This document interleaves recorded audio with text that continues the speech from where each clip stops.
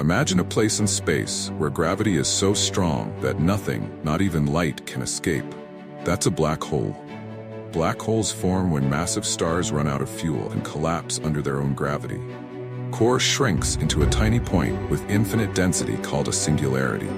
Surrounding the singularity is the event horizon, the boundary beyond which nothing can return. Think of it as the point of no return. Black holes can pull in gas, dust, and even whole stars. As matter gets closer, it heats up and glows brightly before being swallowed. They also warp space and time around them. This means they can bend light and even affect the passage of time. Though black holes are invisible, their effects on nearby objects and light reveal their mysterious presence. They are among the most fascinating and enigmatic objects in the universe. Keep looking up.